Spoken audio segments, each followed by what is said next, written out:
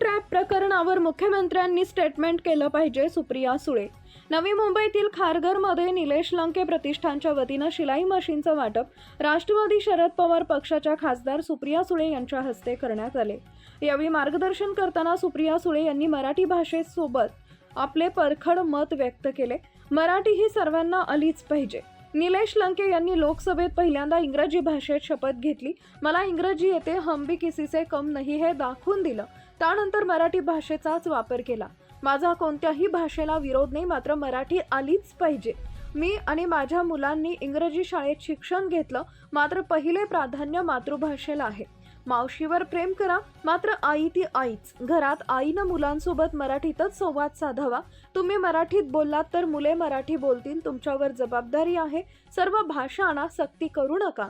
पहिलीपासून मुलांवर कशाला हिंदीची सक्ती योग्य नाही. दारूच्या दुकानांविषयी प्रतिक्रिया.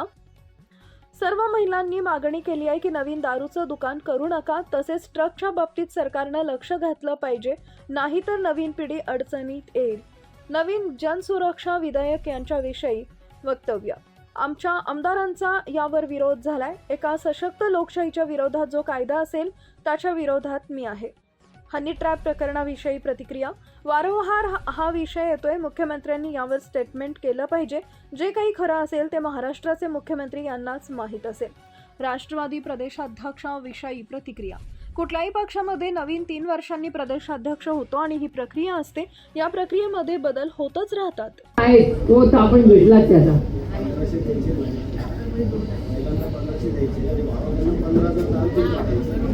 बघा, आपला भाऊ काय म्हणतोय बघा. पुरुषांचा पण मताचा मान सन्मान केला पाहिजे. ते असं म्हणतात की 1500 रुपये महिलांना दिले आणि 15,000 रुपये दारूतून काढले, असं पुरुष म्हणतोय बघा. म्हणजे ते आपल्या बाजूने आहे. चहाच्या दुकानात सिगरेट विकतात.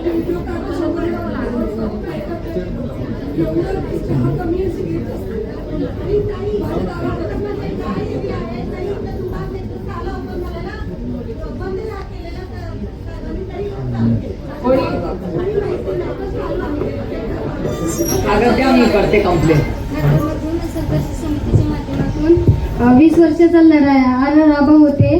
विवेक पाटील साहेब होते तेव्हापासून खारघर निकर झोन झालं पाहिजे. म्हणजे खारघरमध्ये दारूचे दुकान झालंच नाही पाहिजे. तर त्यासाठी त्यांनी तेव्हापासून मोर्चे केले. खारघरमध्ये एकही दारूचं दुकान होऊ दिलं नाही. पण हे खरं आहे, सत्य भेटलं आहे पूर्ण खारघरमध्ये. पण आता काय झाले, खारघरमध्ये एक दारूचं ऑलरेडी बार चालू झाला आणि एक दारूचं दुकान पण चालू झालं. याच्यासाठी संघर्ष समितीच्या माध्यमातून आंदोलन मोर्चे चालू आहेत आणि आपल्या पक्षाच्या वतीनं मी कायम सक्रिय आहे तिथं. सगळ्या गोष्टी पक्षाने, काही सामाजिक, त्याच्यामुळे सगळ्यात राजकारण आणायचं नाही. काही ठिकाणी मग दारू असेल, हुंडा असेल, त्याच्यासाठी आपण ताकदीने उतरायचं. मग पक्ष काय बघायचं नाही, आपण माणुसकीच्या नात्याने उतरायचं. आणि आताचं जे आंदोलन झालं ना, त्यानंतर छोटे छोट्या बैठकी घेतात ना, तर आम्ही खारघरमधल्या प्रत्येक घराघरात मी स्वतः गेलेली आहे की आपल्याला दुकान नाही पाहिजे म्हणून. तर प्रत्येक महिला बोलली की फक्त पुढे एक महिलेनी या, आम्ही सह्या करतो. आपण इथं चालू असलेलं दुकान पण बंद करायचं आणि नवीन होत आहे ते पण होऊ द्यायचं नाही. आपण तोडफोड करायची, दुकानावर तोडफोड करायची. मी नाही म्हणत, इथं बसलेल्या माझ्या सर्व मैत्रिणी म्हणतात एकदा ताईंच्या कानावरती टाका. आता उघड बोलायचं नव्हतं, पण आता विरोध करा, कृपा करून करा.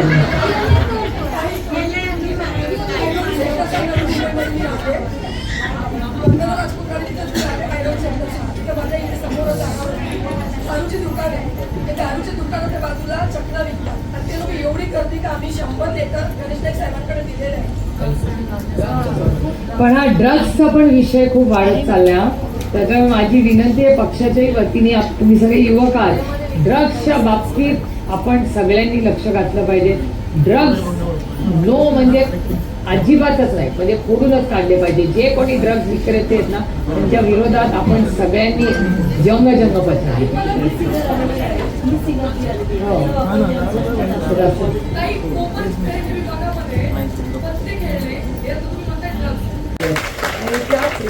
विश्वासाच्या नात्याने आले.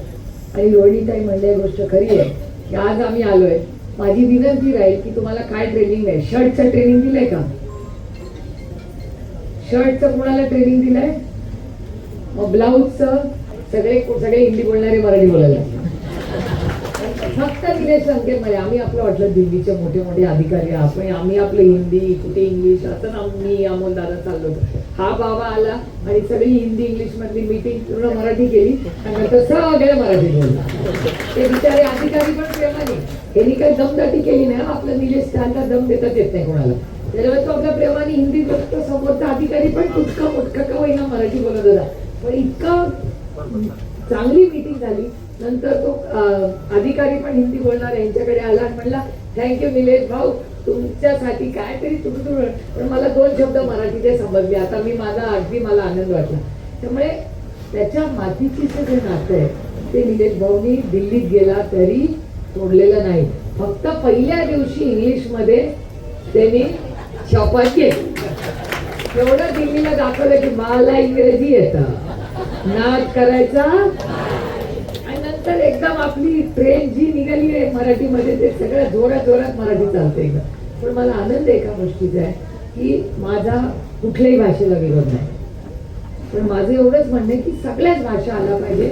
मावशीवर प्रेम करा पण आई ती आईच असते. त्याच्यामुळे मराठी भाषा ही प्रत्येकाला आलीच पाहिजे आणि त्याचा मान सन्मान करायला पाहिजे. आणि माझं तुम्हाला महिलांना विनंती आहे की इंग्रजी आलंच पाहिजे. मी समजू शकते काळ बदललाय. माझी मुलं इंग्रजी शाळेत शिकतात. मी इंग्रजी शाळेत शिकते. पण घरामध्ये आपण सगळ्यांनी मराठी भाषा जी काय मराठी असेल तुमची जी काय मातृभाषा असेल मुलांना मातृभाषा ही आलीच पाहिजे. तुमच्या घरात कुठली कोकणी असेल तुमची जी काय मराठीचं वेगळं आता म्हणजे माझ्या वडिलांच्या घरी आणि आईच्या घरी मधलं अंतर सांगते. चपातीच असते. निलेश भाऊ पवारांकडे चपाती म्हणतात. माझ्या आईचं माहेरनाव शिंदे ते पोळी म्हणतात का काही घरात पोळी. पण ती आपापली भाषा असते आपापला लहजा असतो.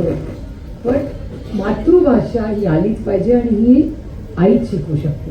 आई ज्या भाषेत मुलांशी बोलते तीच भाषा मुलांची मातृभाषा होते. त्याच्यामुळे तुम्ही आज महिला ज्या उपस्थित आहात तुमच्यावर जबाबदारी जास्त आहे. आपण आणि इंग्रजी बोला.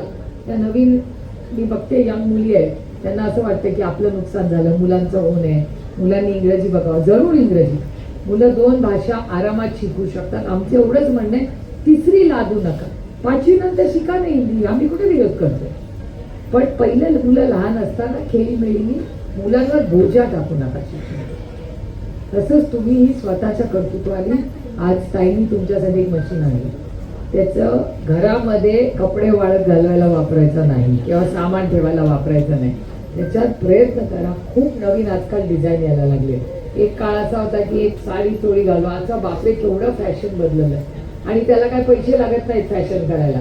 स्वस्त आणि टिकाऊ सगळं मिळतं. इथे येताना ते झुडिओ दुकान बघितलं का तुम्ही कधी? नेत्यांना कोणी नेले का झुडिओ मध्ये? हे आज घेऊन जा रे. आज घेऊन जायला जेवणाच्या आधी डबा गाडीत का तुम्ही झुडिओ मध्ये जा.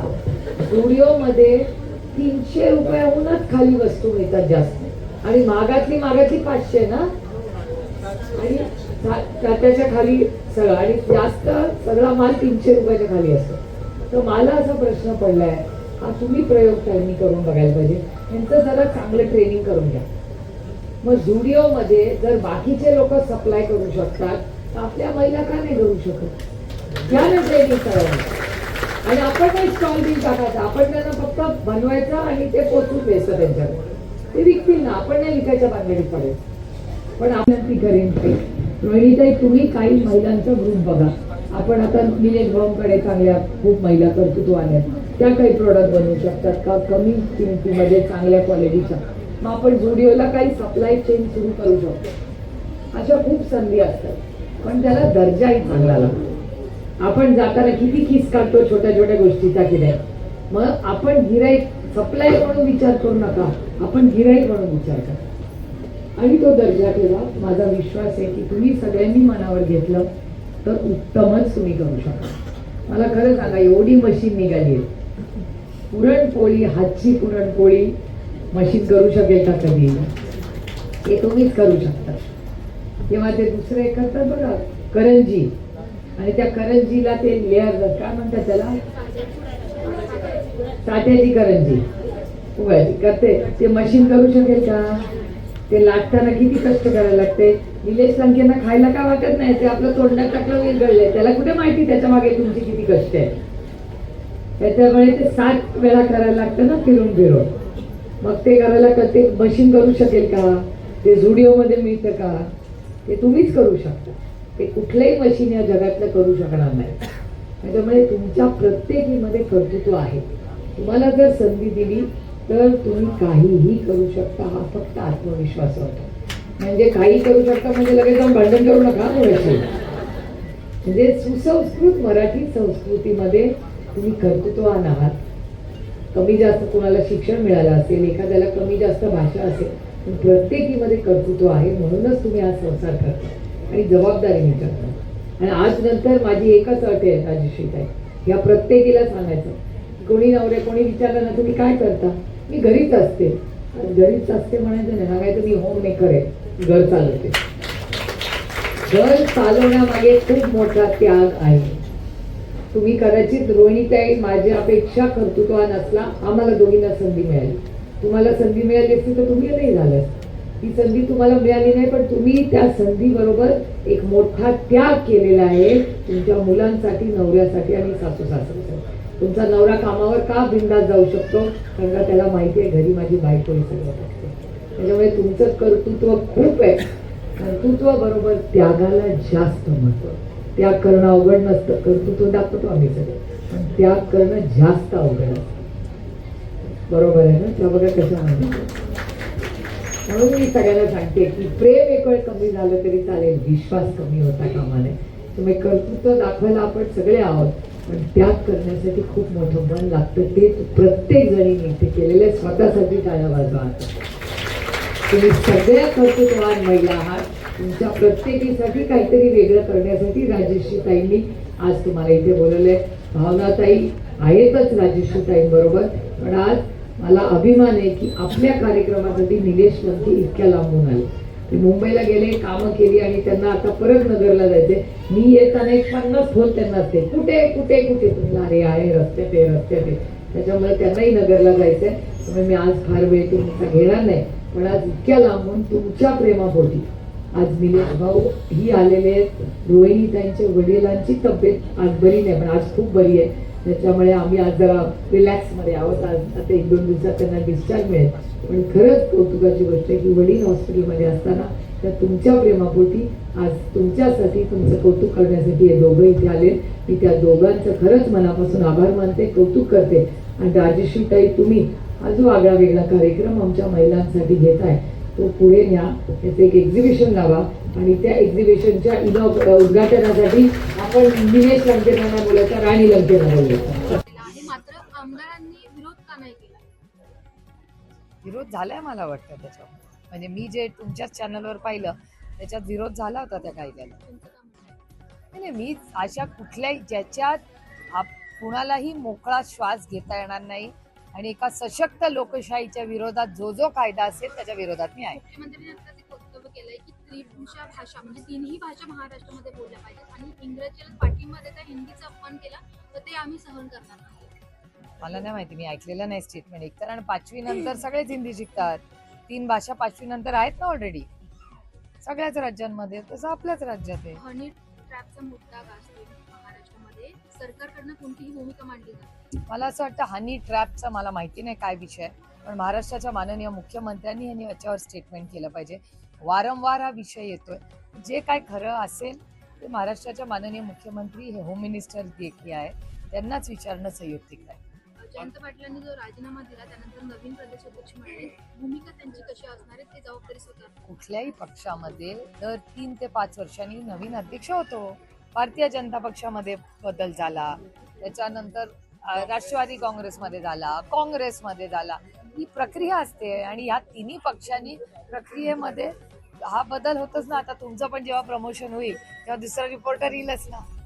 1500 रुपये महिलांना मानधन दिलं जातं. आपका जो महाराष्ट्र के सारे चैनल्स पे आ रहा है, मेरे ख्याल से महाराष्ट्र के जो मुख्यमंत्री है, जो होम मिनिस्टर है इस राज्य के, वही टिप्पणी कर पाएंगे कि एक्चुअली क्या है.